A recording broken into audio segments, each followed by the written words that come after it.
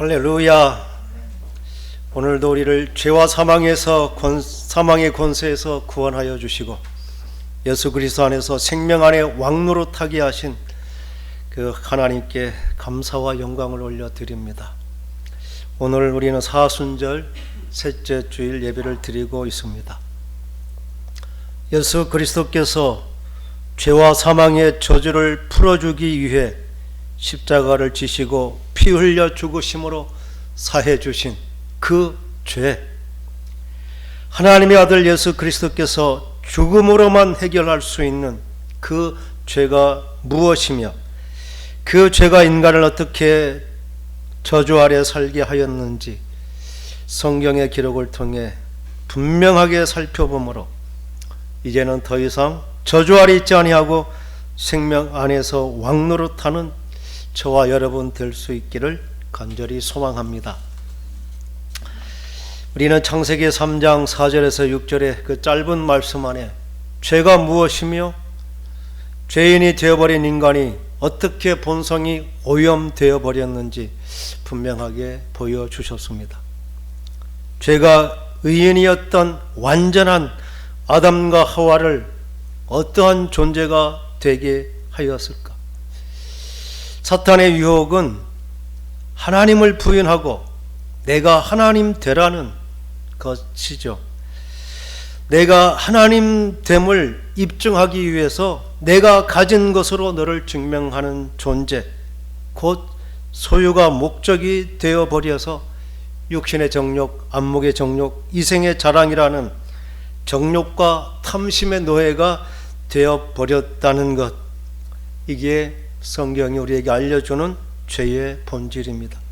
그러나 인간은 그것을 원래부터 타고난 인간의 본성이요 운명처럼 그것을 죄로 인식하지 못하고 죽을 때까지 그것을 추구하다가 결국 죽으면 사탄과 함께 영원한 지옥의 형벌을 받게 되는 것입니다. 죄에 오염되어버린 인간은 어떠한 죄의 저주를 받은 죄의 종노릇하게 되었는지, 그 개인을 오염시킨 죄가 어떻게 공동체를 고통과 불행으로 이끌어가는지를 성경은 분명하게 기록하고 있습니다. 오늘 주신 말씀은 선악과를 따먹은 죄를 범한 아담과 하와를 찾아오셔서 그들에게 선언하신 저주를 기록하고 있는 것입니다.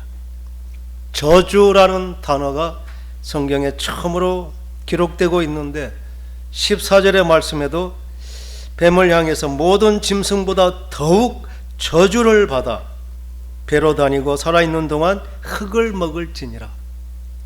17절 말씀 아담에게도 땅은 너로 말미암아 저주를 받고 너는 내 평생에 수고하여야 그 소산을 먹으리라. 이 저주라는 단어를 말씀하셨죠. 이것은 하나님께서 저주를 내리셨다는 것이 아닙니다. 하나님은 죄의 형벌에 대한 당연한 저주를 선언하신 것이죠.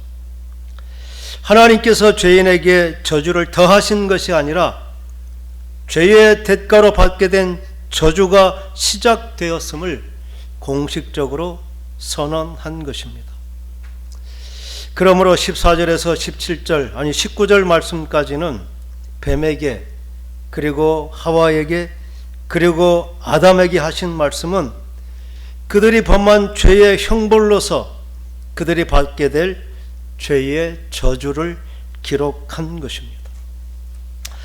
그리고 저주라는 단어, 히브리어로 이루라는 그러한 단어인데 그 뜻은 저주하다 또는 포기하다라는 두 가지 뜻이 있습니다. 어떻게 하나님 편에서 내리신 저주라고 하면은 그 하나님께서 포기한 것, 거두어 드린 것, 즉 지금까지 지켜주시고 보호해 주셨던 그 은혜의 보호막을 거두어 가신 것, 죄의 형벌을 막지 않으시고 내버려 두시는 것, 이것이 하나님께서 하신 형벌입니다. 더하는 것이 아니라 다만 그냥 놔두시는 것, 이게 하나님의 저주인 것입니다. 그러나 이 하나님의 저주는 마치 아무것도 아닌 채 내버려 두는 것이 아니죠. 우리 강원도에 산불이 크게 났는데 불이 한창 탈 때는 아무것도 할 수 없죠. 그러나 주인으로 그 불을 보는 사람하고 그냥 구경꾼으로 불을 보는 사람은 다를 것입니다. 구경꾼은 그 불이 크게 나고 번지는 것을 보며 우와 감탄할 수도 있습니다. 그러나 주인 입장에서 그 불을 본다면 한시도 그 불에서 눈을 떼지 못하고 어떻게든 한 생명이라도 살리려고 하는, 아니 불 속에라도 들어가고 싶은 심정으로 불을 지켜보는 것, 그게 죄의 저주를 받은 인간을 향하신 하나님의 은혜입니다. 가까이 가지는 않으시지만 완전히 포기해버리지 않은, 기회를 엿보고 기다리시는 그게 하나님의 마음일 것입니다. 오늘 말씀은 아담과 하와에게 임하신 저주가 무엇인지에 대해서 분명하게 기록하고 있습니다. 뱀에 대한 저주는 다음 기회에 또 깊이 말씀을 나눌 것입니다. 사람에게 임한 저주는 육체에 임한 육적인 저주와 그들에게 마음에 임한 영적인 저주가 있습니다. 육체에 임한 저주는 여자는 임신과 출산의 고통을 크게 더하셨다는 것입니다. 큰 고통이 없는 순산, 이게 하나님이 주신 복인데 죄인이 되어버린 인간의 본성적인 반응을 통해 출산은 죽을 것 같은 고통을 통해 출산이 되게 하셨다는 것입니다. 그리고 아담에게는 땀 흘려 수고하여야 그 소산을 먹을 수 있도록 노동이 힘겨운 일이 되게 하셨다는 것이죠. 출산과 노동은 행복한 일이었고 즐거움이었고 보람이었는데 그것이 저주가 되어버려서 무거운 짐이 되어버렸다는 것입니다. 그렇다면 저주가 끝난 그들의 출산과 그들의 노동, 그것은 즐거운 일이요 기다려지고 흥분된 일이 될 것입니다. 기다려지고 기대되고 기쁨이 되는 출산, 그리고 우리가 일하는 삶의 현장, 그게 하나님이 기업이 되는 이 저주가 끝난 이 하나님께서 풍성한 은혜와 복을 누리는 저와 여러분 되기를 간절히 축원합니다. 아멘. 이 두 번째 저주가 우리의 마음을 지배하는 영적인 저주입니다. 16절 하반절에 기록된 말씀인데 우리가 16절의 말씀을 함께 읽겠습니다. 또 여자에게 이르시되 내가 내게 임신하는 고통을 크게 더하리니 내게 수고하고 자식을 낳을 것이며 너는 남편을 원하고 남편은 너를 다스릴 것이니라 하시. 아멘. 너는 남편을 원하고 남편은 너를 다스릴 것이다. 우리가 이게 16절 17절 말씀 이렇게 절로 구분되어 있어서 마치 다른 것처럼 여겨질 수 있습니다. 성경에 장과 절이 구분된 것은 오래 전이 아닙니다. 이 장이, 신약의 장이 구별된 것은 한 4세기경이고 구약은 한 1200년대에, 그리고 오늘날처럼 장과 절이 구별된 것은 1560년대에 비로소 장절 구분이 된 것입니다. 그런 장절 구분 없이 오늘 주신 너는 남편을 원하고 남편은 너를 다스릴 것이니라 하는 것은 여자에게 주신 저주와 남자에게 주신 저주 사이에 있는 남녀에게 공통으로 내려진 저주라는 것입니다. 너는 남편을 원하고, 이전 성경은 너는 남편을 사모하고 라고 아주 부드럽게 해석하였습니다. 이 원어, 원하다라는 테슈카테크라고 하는 그 단어의 뜻은 물이 가득하다, 기름이 넘치다는 뜻으로 물이 흘러 넘침같이 주체할 수 없을 정도의 강렬한 갈망, 이게 이 원한다라는 뜻입니다. 남편에게 당연하게 요구하는 것, 그것을 여자의 권리라고 여기는 것이죠. 그래서 수많은 것을 요구합니다. 이것을 남편들은 바가지라고 여겨지는 것이죠. 매사에 불만이고 고칠 것 투성이로 비춰져서 남자가 미쳐버릴 것 같은 것을 모르고 당연한 권리를 죽을 때까지 포기하지 않는 것, 이게 저주라는 것입니다. 남편은 너를 다스릴 것이다. 이 다스림, 이무살이라는 그런 히브리어인데, 주장하다, 거느리다, 치리하다, 지속적으로 여자를 다스릴 것이라는 것입니다. 여자는 남자에게 무한히 요구하고 남자는 여자를 지배하려는 것, 이것을 우리는 순리라고 여기는 것이죠.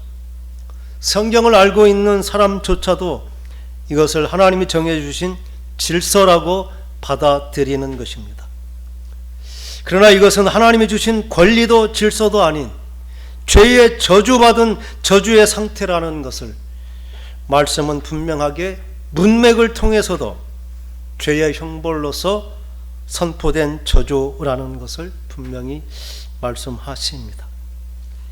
그런데 인류는 이 죄의 형벌인 저주를 인간이 누려야 할 권리와 질서로 받아들여서 모두가 죄와 사망의 종노릇을 철저히 잘 받아들이므로 고통과 비참의 형벌로 우리는 살아가고 있는 것입니다. 이것이 얼마나 보편적인 진리가 되어 버렸는지 우리의 6.25 전통도 여기서부터 가부장적인 권위를 인정하는 것이죠. 하나님의 말씀을 받은 유대인들도, 유대교도 이것을 마치 하나님이 남편에게 주신 특권으로 받아들이는 것입니다. 또 회교의 무슬림도 남편 그리고 아버지의 주권을 마치 자식의 생사 여탈권을 가진 자처럼 절대적인 통치자의 권위를 부여해 줍니다. 로마 시대에도 이 아버지라는 권위는 병약하거나 모자라다고 생각하면 자식을 내다 버릴 그러한 권리마저 있는 자로 이 남자의 권위를 당연한 것으로 여겨진 것입니다. 이 말씀은 여자는 여자로서의 권리를 주장하고 남자는 남자의 권리를 주장하므로 그 아름다운 천국의 모형이요 하나님이 최초로 만드신 사랑의 공동체, 그 가정에 끊임없는 전쟁이 시작되었다는 것을 보여주십니다. 가정이라는 것은 남자와 여자의 만남으로 시작되는 천국의 모형이고 하나님이 세우신 최초의 공동체입니다. 가정은 생명을 낳고 건강한 생명으로 양육하는 생명의 보고요 사랑의 샘솟는 마르지 않는 샘과 같은 곳입니다. 그러한 가정에 사탄이 이 저주가 임함으로 가정은 죽을 때까지 누가 더 높은 자리에 앉을 것인가 하는 끝없는 전쟁터가 되어버린 것입니다. 가정의 위기는 어디서부터 시작된 것일까요? 우리는 돈이 없어서 싸운다고 생각합니다. 건강이 없어서 또는 집이 없어서 여러 가지 이유를 댑니다. 요즘 세대들은 왜 결혼을 못합니까? 직장이 없어서요. 내 집이 없어서요. 결혼할 돈이 없어서요. 그렇다면 그것만 있으면 아름다운 가정이 될 수 있을까요? 우리나라는 그래도 잘 산다는 OECD 국가 중 결혼율 꼴찌, 출산율 꼴찌, 지금 둘이 결혼해도 한 명의 자녀를 낳지 못하는, 아마 출산율이 0.84 정도, 5 커플이 결혼하면 그 중에 한 커플은 자녀가 없다는 것이죠. 아마 생태계의 파괴로 임신이 안 되어서 어쩔 수 없는 경우도 있지만 여러 가지 문제로 자녀 출산을 의도적으로 포기하는 그러한 가정도 있는 것입니다. 이 가정의 근본적인 위기가 어디에서부터 온 것인가? 우리나라는 이혼율은 높지만 그렇다고 이혼하지 않은 가정, 그 가정들은 정말 행복한 생명의 공동체로 잘 지내는 것일까요? 이혼하지 않은 이유가 서로 사랑하기 때문에 가정을 지키는 그러한 가정이 얼마나 될지 제가 개인적으로 생각하기는 1%도 채 되지 못한다고 생각합니다. 이혼을 하지 않는 것이 아니라 못하는 경우가 대부분일 것입니다.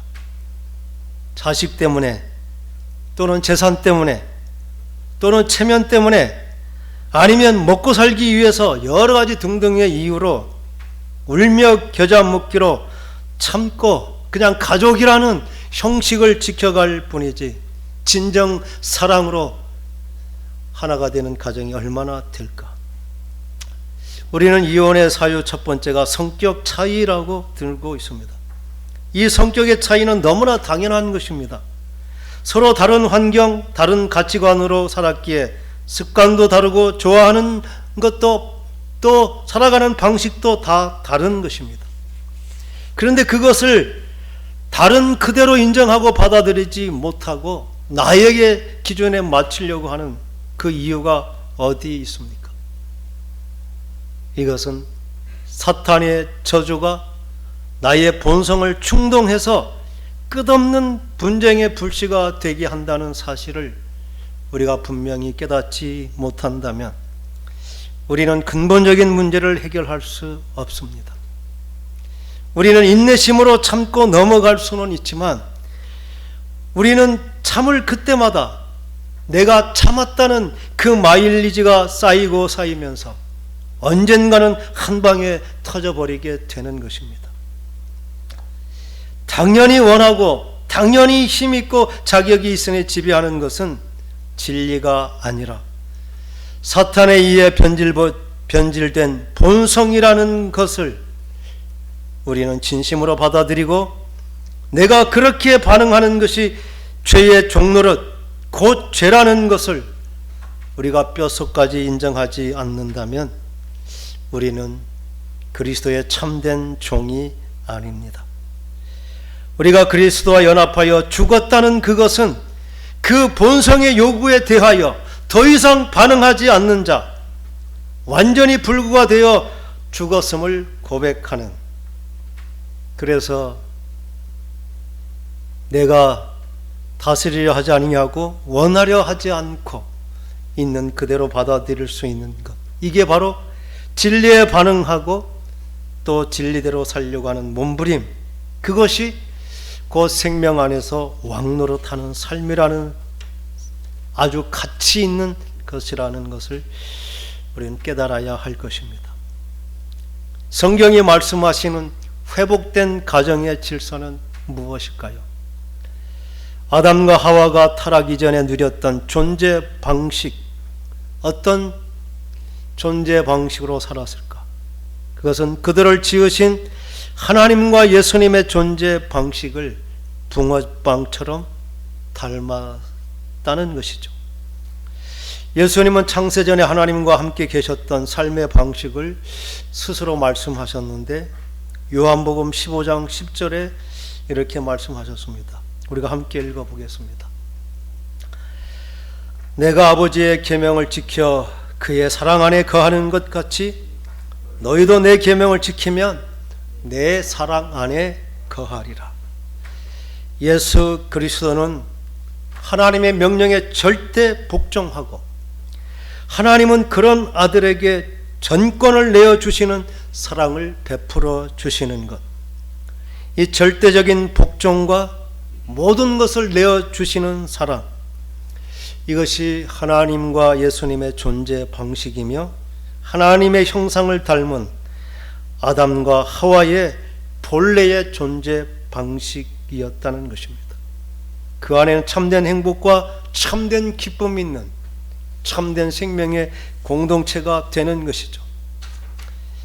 우리가 예수 그리스도를 믿고 죄와 사망의 권세에서 해방되었다는 것은 곧 그 저주에서 벗어나 원형의 아름다운 삶이 우리의 삶이 본질이 되게 하는 것, 이 회복된 원형의 삶을 축복으로 누리는 것, 이게 저와 여러분이 누려야 될 생명 안에서 왕노릇하는 이 복을 누리는 저와 여러분 되시기를 주님의 이름으로 축원합니다. 아멘. 과연 그러한지 말씀으로 우리가 한번 확인해 보겠습니다. 에베소서 5장 22절에서 25절에 이렇게 말씀하십니다. 함께 읽어보겠습니다. 아내들이여 자기 남편에게 복종하기를 주께 하듯 하라. 이는 남편이 아내의 머리됨이 그리스도께서 교회의 머리됨과 같음이니 그가 바로 몸의 구주시니라. 그러므로 교회가 그리스도에게 하듯 아내들도 범사에 자기 남편에게 복종할지니라. 남편들아 아내 사랑하기를 그리스도께서 교회를 사랑하시고 그 교회를 위하여 자신을 주심같이 하라. 아멘. 똑같은 말씀이 골로새서에도 3장 18절 19절에 간단하게 기록하는데 함께 읽어보겠습니다. 남편들아 아내들아 남편에게 복종하라. 이는 주 안에서 마땅하니라. 남편들아 아내를 사랑하여 괴롭게 하지 말라. 가정의 질서는 아내는 남편에게 절대 복종함으로 남편의 기가 살아서 정말 당당하게 살 수 있도록 끊임없는 격려하고 위로하는 자. 남편은 아내가 가장 존귀한 자로 가장 행복한 사람이 되도록 생명을 다하여 아내를 지켜주고 보호해주는 생명을 다한 사랑을 하는 것. 이게 복종과 사랑이 회복된 것. 이게 믿음으로 사는 우리들의 마땅한 가치입니다. 가정은 살아있는 생명체이죠. 지금은 위기일 수도 있고 이미 끝났다고 생각할 수도 있습니다. 그러나 이 가정의 문제는 남편과 아내 된 그 둘이 이 땅에서 생명이 끝나는 그날까지 끝나지 않는 변화와 성숙의 과정, 이게 가정의 가치입니다. 우리는 회복되고 치료된 만큼 내가 믿음 안에서 진리를 따라 살아내는 우리의 삶의 무게만큼 우리도 행복할 뿐만 아니라 우리가 쌓아놓은 그 믿음의 유산은 자녀들에게 자연스럽게 전가되어서 우리의 자녀들은 더 건강하고 아름다운 가정을 세워가게 되는 것입니다. 우리는 이 가정이 똑같은 시작, 똑같은 끝을 맺는 것은 아니죠. 똑같이 시작해서도 한쪽이 먼저 사별하기도 하고 또는 너무나 심한 갈등 때문에 이혼하기도 하고, 그렇다고 이 가정의 사명이 끝나는 것이 아닙니다.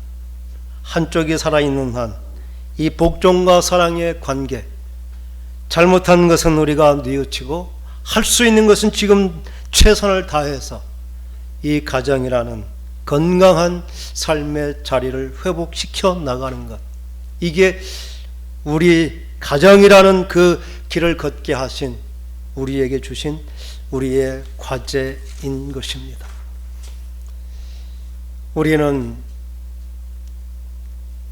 사탄의 저주가 끝난, 알지 못했을 때는 하나님의 은혜를 입어서도 구체적으로 변화해야 될 삶의 삶의 그 죄가 무엇인지 알지 못했기에 극복하지 못했다면, 이제는 극복된 삶으로 정말 예수 그리스도의 생명의 가치를 값지게 하는 우리의 삶이 날마다 변화되는 것, 그게 예수님을 가치 있게 하는 복된 삶인 것입니다.